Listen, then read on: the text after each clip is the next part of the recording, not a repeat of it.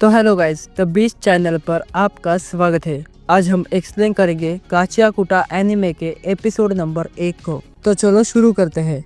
तो कहानी की शुरुआत में हम एक खूबसूरत शहर को देखते हैं जहाँ के लोग सफेद और साफ कपड़े पहनते हैं। फिर हम देखते हैं एक लड़की को जो अपने फटी हुई डॉल को देखकर दुखी होती है। हालांकि ये ठीक की जा सकती है, पर इसकी माँ बोलती है हम नहीं खरीद लेंगे, अब इसको ठीक नहीं किया जा सकता। फिर हम देखते हैं एक टनल को जिसके अंदर ये कचरा डाला जाता है और एक ट्रक में इकट्ठा किया जाता है और फिर वो ट्रक बड़े से कॉर्पोरेशन बिल्डिंग में चला जाता है। फिर हम देखते हैं एक लड़की को जिसने अपना मुंह ढका हुआ है। तभी वहाँ के गार्ड को एक आवाज आती है और वो देखता है यह लड़का यहाँ पर चोरी कर रहा है और वो गार्ड इस पर गन तानता है और सायरन को बजा देता है। सायरन की आवाज सुनकर और भी गार्ड्स यहाँ पर आ जाते हैं, पर यह लड़का कचरे की बैग उन गार्ड्स पर फेंकता है और वहाँ से एक टनल में घुस जाता है और फिर बाहर आ जाता है। पर बाहर और भी गार्ड्स होते हैं जो इस पर गोलियां चलाने लगते हैं, पर यह लड़का इतना तेज होता है कि ये सारी गोलियों को डॉज करके यहाँ से भागने ही वाला होता है। तभी इसके कांधे पर एक गोली लगती है, पर यह वहाँ से भागने में सफल होता है। फिर हम देखते हैं गटर के ढक्कन को खोलकर यह बाहर आता है और फिर हम फर्स्ट टाइम हमारे मेन कैरेक्टर का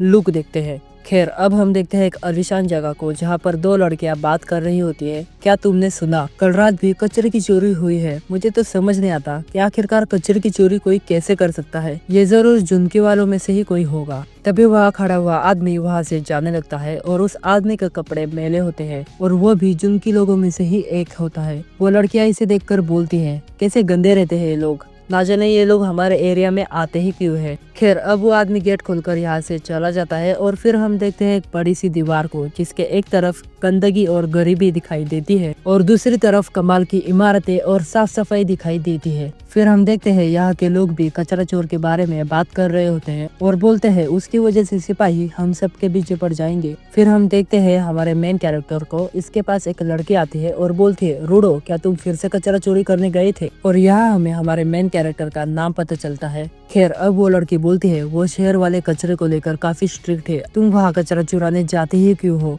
जिस पर रूडो बोलता है वो साले अमीर लोग ठीक करने लायक चीजें भी फेंक देते हैं, जिससे मुझे बुरा लगता है और इन्हें ठीक करके बेचने पर इसे थोड़े पैसे भी मिल जाते हैं। तभी वहाँ पर कुछ लड़के आते हैं और बोलते हैं छी, ये गंदी स्मेल कहाँ से आ रही है? और वो रूडो को देखकर बोलते हैं अब पता चला कहाँ से आ रही है। और ये लोग उस लड़की को बोलते हैं चिवा, अगर तुम इस लूजर के साथ रही तो तुमसे भी स्मेल आएगी। जिस पर वो लड़की बोलती है तो क्या हुआ, ये हम में से ही एक है। पर वो लड़के बोलते हैं बिल्कुल नहीं, आखिरकार वो उस पागल खूनी का बेटा है और हमें पता चलता है ये जगह गुनहगारों को बंद करने के लिए बनाई थी और ये लोग अपने पूर्वजों के गुनाहों की वजह से यहाँ पर रहते हैं। और अब ये लड़का बोलता है हम सब बहुत मेहनत करते हैं ताकि शहर वालों के सामने अपनी इमेज सुधारी जा सके, पर रूडो के बाप ने सरेआम कत्ल करने की वजह से इनकी मेहनत पर पानी फिर गया। अपने पापा के बारे में ऐसी बातें सुनकर रूडो गुस्सा हो जाता है और इन्हें घूरने लगता है, जिस पर वो लड़के यहाँ से जाने लगते हैं और जाते हुए बोलते हैं देखना एक दिन ये भी किसी का खून करेगा। और फिर रूडो बोलता है मैं भला किसी का खून क्यों करूंगा? फिर चिवा बोलती है मुझे पता है तुम अच्छे इंसान हो, तुम किसी का खून नहीं करोगे। तभी इसकी नजर उस टेढ़ी पर जाती है और इसे वो पसंद आ जाता है, जिस पर रूडो बोलता है मुझे माफ करना, पर ये बेचने के लिए नहीं है, मैं ये तुम्हें। और तभी वहाँ पर चिवा की मॉम आती है और उसे अपने साथ घर ले जाती है और फिर रूडो भी अपने घर चला जाता है। घर आने के बाद उसके सामने वाला आदमी बोलता है ओ, ये वाला बेचने के लिए नहीं है,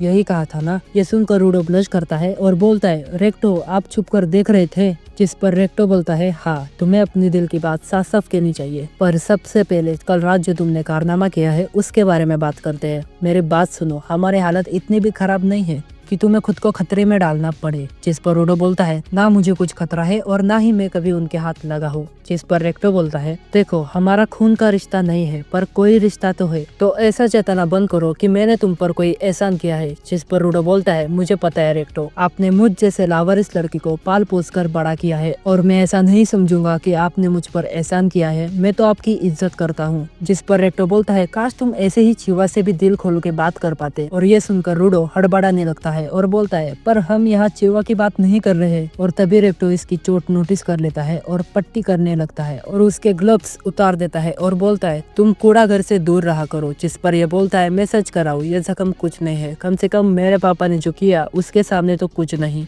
और हमें पता चलता है इसके पापा इसे शायद मारते होंगे, इसलिए इसके हाथ ऐसे है। और फिर रेक्टो बोलता है प्राचीन काल से ही अपराध करने पर एक ही सजा मिलती है, खाई में फेंक देना, तुम्हारे पिता को भी वही फेंका गया था। और फिर रूडो बताता बोलता है जहाँ तक उसे याद है उसके हाथ हमेशा से ही काले रहे हैं। कभी कभी इनमें बहुत दर्द होता है। बचपन में डरे हुए लोगों की नजरें इन पर देखकर मैं अंदर से पूरी तरह से टूट जाता था। और तभी रेक्टो ने मुझे ये ग्लव्स दिए थे। दिखने में ये तब भी इतने ही भद्दे थे पर इन्होंने मेरा दर्द कम कर दिया था। मैं रेक्टो का ये कर्ज कभी नहीं उतार पाऊंगा। तभी रेक्टो बोलता है मेरी बात मानो रूडो, चिवा को अपनी मन की बात जल्दी बता दो, नहीं तो उसे कोई और छीन कर ले जाएगा। वो इतनी प्यारी जो है, कल जाके एक पप्पी के साथ उसे ये टेडी दे देना। जिस पर रूडो बोलता है चुप हो जाइए। और फिर सीन शिफ्ट होता है सुबह पर। हम देखते हैं ये स्माइल करने की प्रैक्टिस करता है और रेक्टो इसमें इसकी हेल्प करता है। और फिर रूडो निकल जाता है चिवा को डॉल देने के लिए। रास्ते में उसे वही खाई दिखती है जहाँ लोग किसी को खाई में फेंक रहे होते हैं। ये देखकर ये सोचता है